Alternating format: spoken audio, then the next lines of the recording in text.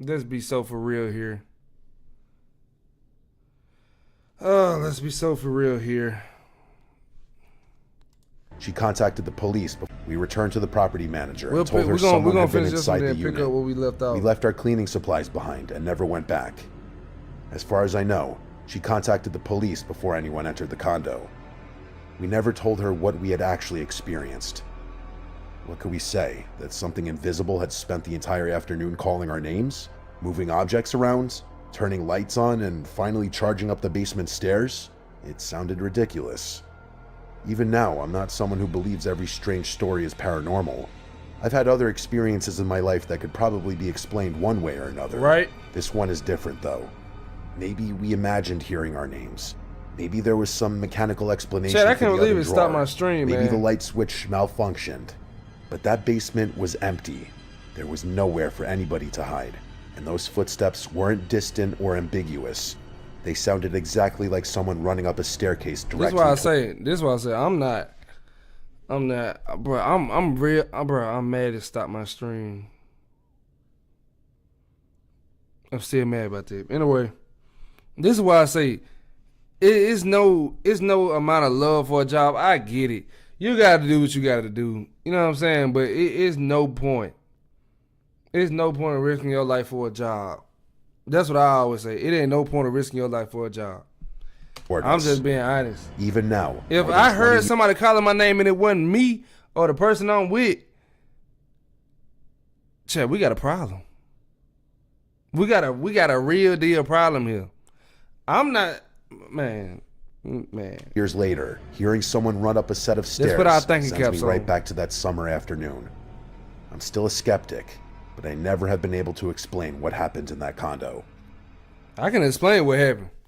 You didn't put your thinking cap on. Oh my God, Chad, it's another ad. EVE Online My stream is a had vast ended out of universe, nowhere. alive with the unrelenting activity. My stream had ended out of nowhere, y'all.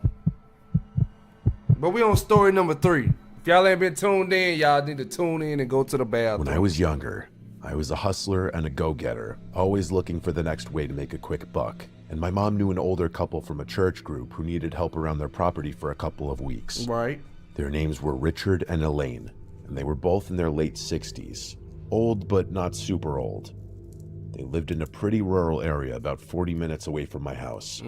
They were in one of those older farmhouses with a long gravel driveway and woods behind the property. Right on. The deal was simple, that I would stay there for a little over a week, help Richard with yard work, cleaning out the garage, moving furniture, painting a fence, things Right like on. that. And they Chat, tell me that don't look like the house from if y'all ever seen what's it called? The Woman in the Yard? Tell me that don't look like the house right there. This is why I say we have to start using context clues, and we gotta start really paying attention, chat, to what's going on. You know what I'm saying? We gotta start paying attention. Like, come on now. You think a house like this really gonna be safe? Realistically, if we being realistic, like we gotta start. They would pay me at Going the down. end. My mom trusted them because she knew Richard from years back, and Elaine seemed really sweet the first time I met her. She was quiet, but she smiled a lot and kept asking if I was hungry. The house itself was fine. It was what you'd expect an elderly couple to live in a quiet area. Right. Upstairs at the end of the hall was the room I'd be sleeping. On my first day there, Richard showed me around the property and then gave me a verbal list of things we'd work on, and Elaine made dinner. I noticed early on that Elaine didn't talk much, but she always had a neutral to half smile on her face. Let me guess what's gonna happen. He gonna get up in the middle of the night. They gonna start acting weird. He gonna find her at the edge of her bed, at the edge of his bed, and she gonna play it out the next morning like she don't know what happened. And then the old man, he gonna be just as weird, and he gonna start doing stuff and looking at him weird when they out there working. And he just never gonna get the hell on. That's my prediction, chat. He I'll asked my take the name over. 3 different times. Take me on which the over. Richard just said she forgets things sometimes. I figured he meant normal old person forgetfulness, so I See? didn't think much of it. See, I know That how night, the story I went goes. upstairs around 11 and tried to sleep. Sometime around probably 3 in the morning, I woke up and heard footsteps in the hallway. Someone was walking back and forth outside my room. I knew it. See? Floorboards creaked. I every know few how this seconds. goes, Chet. I done seen this Maybe movie Richard before. was going to the bathroom, but the footsteps didn't go anywhere. They just passed my door, went down the hall, turned around, and came back. I laid there in the dark listening to it for maybe 10 minutes, and it got increasingly uncomfortable until they seemed to stop right outside the door. I stared at the big, dark gap under the door, and I felt like I could see the outline of 2 feet. After a while, the told you, footsteps Chet. moved away again, I which told you. confirmed Sebastian, that what I was what's seeing going was, on, in dawg? fact, 2 outlines of feet. We over here getting spooky. The next morning, I mentioned it to Richard while we were outside working. I'm telling you. He didn't look surprised. He just said Elaine sometimes wandered at night because she had bad dreams and I got told you. confused. Did I and not that just shouldn't say worry that? about it. Did I not just say that? I literally just said it. Now, she probably wasn't standing at the edge of his bed. She probably wasn't standing at the edge of his bed, but I was damn near close. 1 out of 2 ain't bad. Let's see if we right about the other stuff. When I asked if I should lock my door at night, he kind of laughed and said the guest room didn't have a lock because the house was old.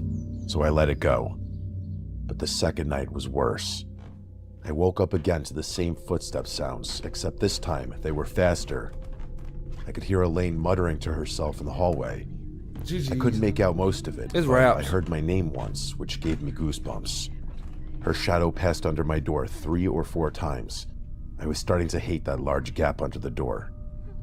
The doorknob twisted, stopped, and the door opened about an inch. GG's. It stayed open yeah. a crack for just a Yeah. GG's.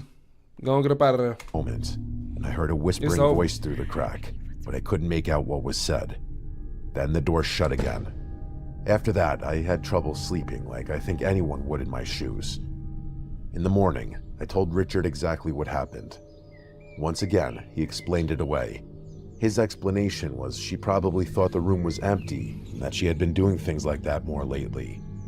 He said it was embarrassing for her and asked me not to bring it up around Elaine. During the day, she seemed mostly normal, doing things like making lunch, GG. folding towels, and watering plants, which made the whole GG. thing harder to process. But every now and then, I would catch her staring at me from across the room with this flat, suspicious look. GG, Chet. It was like she didn't recognize me, but also didn't like that I was there. On the 4th day, Richard and I were cleaning out a shed behind the house. I noticed a dented metal walker shoved behind some boxes, and next to it was a broken picture frame with dried brown stains on the glass. This is kind of important for later. Later on that same day, when I went inside to use the bathroom, I noticed a long scratch on the hallway wall, about chest height, like something had Man, been dragged GG, across Shaq. it. There were also small holes in one of the doors downstairs, GG. like someone had hit it with something. These all seemed like signs of struggle. That night, I put my suitcase in front of my bedroom door. It wasn't heavy enough to stop anyone. Man, but I I'm figured gone. It would at least make I'm noise if the door gone. opened. My grandma had a really unusual man, name, hey, Jacinta, and I was really curious about where it came from, so I decided to explore. So Hey, what let me y'all show doing you in this this situation? 'Cause I Around know I'm 2:30, gone. I woke up to the sound of the suitcase scraping across the floor. I looked and saw my bedroom door was halfway open. Elaine was standing in the doorway in her nightgown. No, like on some real shit. That's genuinely scary as hell. Like if I was at that house, I would die. Take me now. Don't look for me. I'm dying. I saw her mouth hung open It's as she GG. was heavily mouth breathing. I said her name, trying not to sound scared, even though the sight was Chat, horrifying. yeah, that's. She stepped into the I- room. it- That I was would when be I saw done. she was holding a kitchen knife at her side. I won't be no She good. walked closer to the bed and started whispering something, which I quickly was able to understand. Y'all got me as, looking behind my "You back. don't belong here." She said it like 5 times. "You don't belong here. You don't belong here." She came all the way to the side of the bed and stood over me with the knife hanging in her hand. I yelled for Richard as loud as I could. Elaine flinched like the sound scared her. Then she turned and marched out of the room. Even the stiff way she marched out of the room was terrifying. She slammed the door and marched away. Chat, I'm telling you right Richard now. came upstairs maybe 30 seconds later, I'm telling acting you right now. annoyed, like I had woken him up for no reason. Why did it have to get to this point though? Like, what is it that's gonna make you get to this point? Because I'm gonna tell you right now. after that first night, man, I know you standing outside my door. Yeah, I'm gone. I'm gone. It's nothing else for me here. It's no reason why I need to be here. I'm just being so honest. I told him she had been in my room with a knife. He kept saying she wouldn't hurt anyone and that she wasn't herself that night. Man, she This needs a was damn officially when Snickers. him downplaying her behavior began to piss me off. I said I wanted to go home, and he replied it was 3 in the morning and my mom was probably asleep. So? He It said, don't "We'll matter. talk Wake about her it in the up. morning." Wake her I called my up. mom right there, but I didn't want to make the situation bigger. GG's. He I did. pushed the dresser in front of the door after he left and stayed awake until sunrise. The next morning, Elaine acted like nothing happened. She made pancakes and was smiling again, giving normal grandmother vibes. Richard pulled me aside and apologized, but it didn't feel like a real apology. He said Elaine's memory had been getting worse, which sounded like an understatement. When I asked him if she had ever attacked That's anyone a lie. before, he took a pause. The fact that and you he said still she there, had gotten beyond- upset with is the beyond caregiver me. once, but that The it was fact that you- handled. The fact that you still there. That was the first time I realized he had definitely been hiding things from me. I told him a second time that I wanted to leave. He said he understood, but my mom was at work until late. and Man, he would drive it me home don't the next matter. morning after It we finished don't my matter. last job. I'm walking. If I want to leave that bad and my mama can't come get me, damn it, I'm walking. It is no your mama doing this, your mama doing that. Damn that. If I want to go, I'm walking. That's your third night standing outside my bed. Standing outside my door for that matter. I can't stay another night. I can't do another chore. I'm gone. I gotta leave. And they paid me. Chad, I don't know. That I don't know if afternoon, you're wrong. while Richard was outside on the phone, I went looking for my backpack because I wanted to pack early.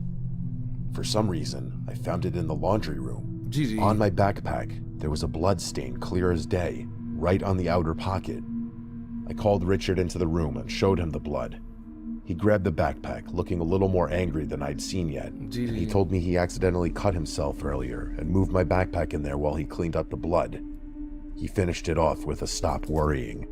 I told him I was calling my mom, and he once again tried to get me to calm down. I went upstairs, packed my bag, and tried calling anyway. The call failed twice, so I Oh, texted her GG. to come get me, but it didn't send. GG's. Richard also refused to give me the Wi-Fi password. That was when I really started to feel trapped. I had to tank through until she came the next morning. The final night, I didn't even get in bed. I sat fully dressed on the top of the blanket with my shoes on and my bag next to me. Okay. I moved the dresser in front of the door again, but around midnight, Richard came upstairs and told me to move it because it was dangerous in case of a fire. I refused at first, and for the first time, I heard him yell. He told me to move the dresser now. I complied and moved it just enough so the door could open. After he left, I waited in the dark with my phone in hand. Around 2 in the morning, I heard Elaine downstairs. She was yelling this time. It sounded like she was yelling at Richard. Then I heard glass break. Richard said her name, trying to calm her down, and then there was a loud thud, followed by him shouting in pain. It sounded like she just attacked him. I got up and cracked my door open. Yeah, GG. The hallway was dark, but I could see light coming from the GG. staircase from downstairs. Footsteps started coming up the stairs fast. I shut my door and pushed the dresser back as hard as I could. A few seconds later, Elaine hit the door from the other side. The doorknob rattled violently, and she started saying again and again that I didn't belong here. She sounded furious. The door shook as she hit it again and again, and I heard something metal strike the wood, and a piece of the door splintered inward. Oh, My sights GG. landed on the window. Oh, and it's the exit, GG. and I decided I was jumping out. I could hear Richard downstairs groaning and calling for her. Whatever she did to him, she was about to do to me, maybe worse. I got the window up and kicked out the screen. There was a small roof over the porch below the window, so I climbed out onto it with my backpack. Elaine was still banging on the door when I jumped out. I dropped from the porch roof into the bushes below. I ran down the gravel driveway without looking back. I could hear the front door open behind me, and Elaine was yelling from the porch. She was holding what I could only guess was a fireplace poker in one hand. I kept running until I reached the road, where I finally was able to call 911 with service. GG. The police and an ambulance showed up maybe 15 minutes later. Richard had a cut on his head and a broken wrist from trying to stop her. Elaine was taken away by paramedics. The police got a hold of my mom, and she arrived as soon as she could. Richard later told my mom that Elaine had been getting worse for months, but he didn't want to put her in a facility because he felt guilty. Man, He thought he please. could manage it himself. He also admitted she attacked 2 caregivers before me. If he wasn't an old man, my mom likely would have slapped him in the face after she heard all that. I still think about how many chances I had to leave, and how many times I ignored the obvious signs because I didn't want to seem dramatic. Honestly, I feel like we as humans try to hold out our hope that things are still normal for as long Man, as possible. Chad. That we really I can't watch no more of that. I can't watch no more of that, Chad. What they got here?